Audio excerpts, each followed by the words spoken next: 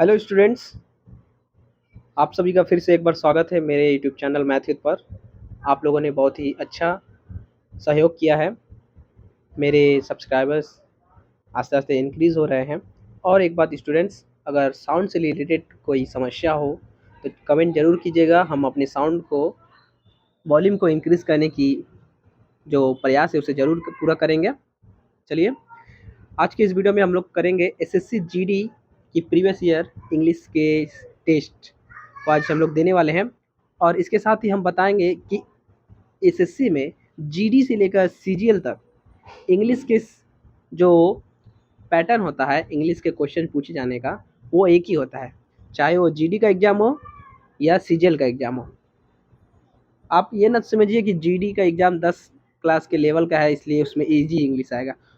उसमें भी same hard ही level का इंग्लिश आता है। और आज हम उसको सॉल्व करेंगे और अपने मार्क्स को आपके साथ डिस्कस करेंगे। उससे पहले अगर आप इस चैनल के नए व्यूअर्स हैं तो चैनल को सब्सक्राइब जरूर कीजिएगा, अपने दोस्तों के साथ जरूर शेयर कीजिएगा। चलिए चलते हैं टेक्स्ट बुक के पेज पर।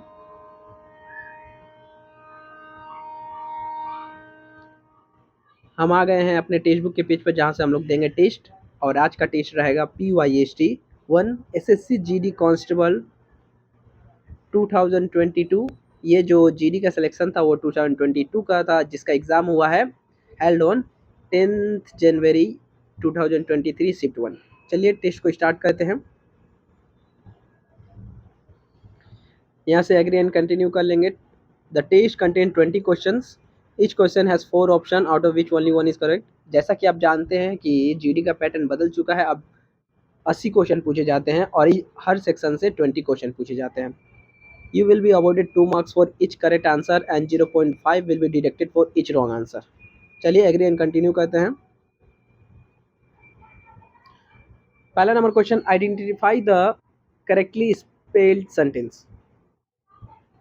The events arranged or organized in order of time are known as chronological order.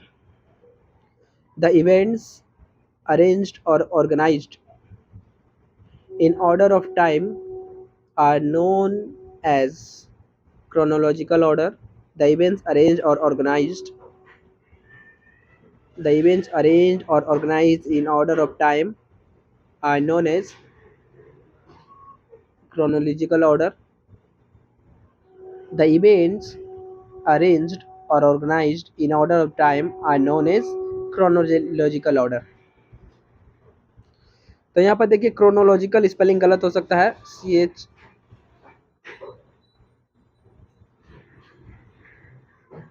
CHRO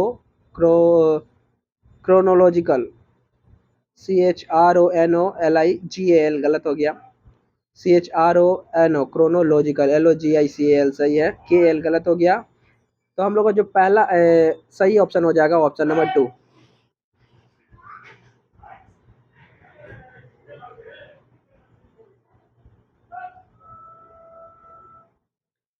second number question में बोला गया है select the most appropriate antonym of the given word. Timid, timid मतलब होता है डरपोक होता है, तो उसका एंटोनिम्स हो जाएगा बहादुर। तो बोल्ड, बोल्ड मतलब होता है साहसी। Select the most appropriate synonym of the given word. Blast, BLAST, blast करना। ब्लास्ट करना मतलब किसी चीज़ को फैलाना। शेयर भी हो सकता है, शेयर से फैलाना होता है। ब्लो अप, ब्लो मतलब खिलना होता है, फूल का ब्लूमिंग होता है ना, तो यही हो सकता है हमको लग रहा है। शेयर भी हो सकता है, इसमें डाउट लग रहा है। Select the most appropriate option that can substitute the underlined segment in the given sentence. I regarded my brother on passing his graduation examination.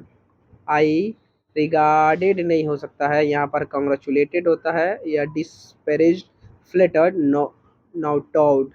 यहाँ पर congratulated होगा, उसको अति किया, congratulates किया। Select the most appropriate antonym of the given word. Liability, liability मतलब होता है दायित्व, तो होता है रिस्पॉन्सिबिलिटी, जिसे कह सकते हैं। तो 2 नंबर ऑप्शन करेक्ट हो जाएगा। Select the most appropriate homophone to fill in the blank. Homophone word है, होमोफोन मतलब ऐसे वर्ड जिसका साउंड सेम होता है लेकिन मीनिंग अलग होता है। Homophone, in many road accidents people break their bones. Mainly because their vehicle brake fails, उनके ब्रेक फेल्स हो जाते हैं, ब्रोक फेल्स, ब्रो फेल्स, क्या होता है, ब्रेक फेल्स हो जाता है। Select the correct word for the blanks in the given sentence. Shivakshi is famous for Shiva Shiv sorry, हम पहले ही बता चुके थे कि मेरा प्रोनाउंसिएशन में थोड़ा मिस्टेक हो जाता है, कोई बात नहीं है। यहाँ पर शिवाक्षी नहीं है, शिवकाशी है। शिवकाशी एक जगह है जहाँ पर Sivakasi is famous for its box industry and I am unable to find a for my purple dress. Sivakasi Sivakasi is famous for its sweet box industry and I am unable to find a seat for my purple dress। यहाँ पर क्या हो जाएगा, I am unable to find a match box industry, match for my purple dress.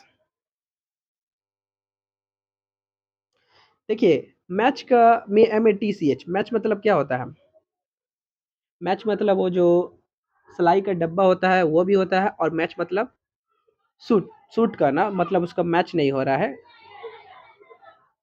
तो यहाँ पर ऐसा word fill होगा जो दोनों में सूट हो, और ऐसा वर्ड कौन सा है, मैच ही है। Truthfully speaking, the victories of peace and harmony have a more impact on human civilization than the so-called victories of war. Truthfully speaking, the victories of peace and the harmony have a more greater impact on human civilization than the so-called victories of war। Superior होगा, superior तो नहीं, compare मोर superior, मोर के साथ superior नहीं आता है। Transient, transient मतलब temporary, क्षणिक भर के लिए नहीं होगा। लास्टिंग, लास्टिंग भी नहीं होगा क्षणिक भर के लिए। ग्रेटर होगा, मोर ग्रेटर, ग्रेट, ग्रेटर, मोर ग्रेट। ग्रेट होता है ग्रेट होता है एक तो, और एक होता है ग्रेटर, ग्रेटेस्ट। और जब ग्रेटर होता है तो उसके साथ मोर नहीं लगता है, तो यहाँ पर कौन सा हो जाएगा, ये वाला होगा नहीं, लास्टिंग हो जाएगा। सुपीरियर तो होगा नहीं, हम बताए थे। ट्रांजिएंट हो, ट्रांजिएंट भी नहीं होगा। Lasting impact. Select the most appropriate option to substitute the underline segment. Purchasing furniture at a low cost could not involve abandoning design और क्वालिटी। तो यहाँ पर क्या हो जाएगा, purchasing furniture at a low cost could not involve, should not entail, did not provoke, have not done, cannot force, forgetting, cannot force, forgetting design or quality, have not done, regretting, ये तो होगा नहीं, did not provoke, compromising design, should not entail, sacrificing design। इसमें एक doubt लग रहा है तो इसको बाद में करेंगे। देखिए हम लोग का 6 मिनट ऑलरेडी बीत चुका है, जल्दी जल्दी अब करने का प्रयास करेंगे। Select the most appropriate synonym of the given word। colloquial, colloquial मतलब क्या होता है, colloquial मतलब होता है लेक्सिकल, कंट्रोवर्शियल, प्रोसोडिक, लिंग्विस्टिक। इसका एक्यूरेट मीनिंग हमको नहीं पता, इसलिए इसको स्किप करेंगे। Express the given sentence in future tense form. There are multiple facilities available for reaching the island. There will be, multiple नहीं होगा, देयर हैव बीन नहीं होगा, देयर हैड नहीं होगा, देयर विल। तो यहाँ पर बोला select the option that express the given sentence in future tense. There have been multiple, have तो होगा नहीं, वेयर होगा नहीं, तो पहला ही लग रहा है हमको सही है। Select the incorrectly spelled word. Longitude, LONGITUD, सही है, longitude. Permanent, PER, permanent, permanent, PERMANENT। देखिए इनकरेक्टली यही है। Select the most appropriate. Rancid, rancid मतलब होता है बेस्वाद होता है, बासी होता है। क्या होता है, कोई खाना जब 2 दिन हो जाता है तो उसको हम लोग बासी कहने लगते हैं ना, 1 दिन हो जाने से भी हम लोग बासी कहते हैं, इसलिए इसका इंग्लिश क्या हो जाएगा, fresh.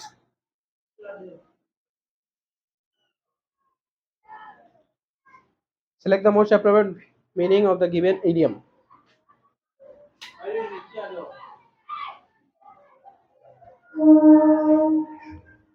At your beck and call। At your beck and call मतलब होता है किसी के डोमिनेंस में रहना, मतलब किसी के कोई आपको आदेश दे और आप उसका जल्द से ही पालन कर देते हो। तो to have absolute control over someone, to call someone respectively, to have no control over someone, to call someone and then deny. तो to have absolute control over someone, आपका किसी पर बहुत ही डोमिनेंस है, बहुत ही प्रभाव है। Select the most appropriate meaning of the given idiom. A night owl, someone who has good eyesight, someone who works very hard, someone who never works, a person who prefers to be awake late at night. क्या हो सकता है? उल्लू रात में जागता है और दिन में सोता है। उल्लू रात में जागता है और दिन में सोता है, तो इसका करेक्ट क्या हो जाएगा? A person who prefers to be awake, जागे रहना, लेट एट नाइट। कंप्रेहेंशन सभी में रहता है और इडियम फ्रेज सिनोनिम सभी में रहता है, इसलिए सबसे पहले आपको इसी चीज़ की तैयारी करनी चाहिए, इन सब सेक्शन की। कंप्रेहेंशन को सॉल्व करेंगे, बहुत ही लंबा कंप्रेहेंशन है, क्लोज टेस्ट कह सकते हैं, कंप्रेहेंशन नहीं है ये। द कम और 2-3 मिनट क्वेश्चन, 3 मिनट टाइम बच गया है। The companies in the present era priority during requirement to the candidates who have emotional intelligence.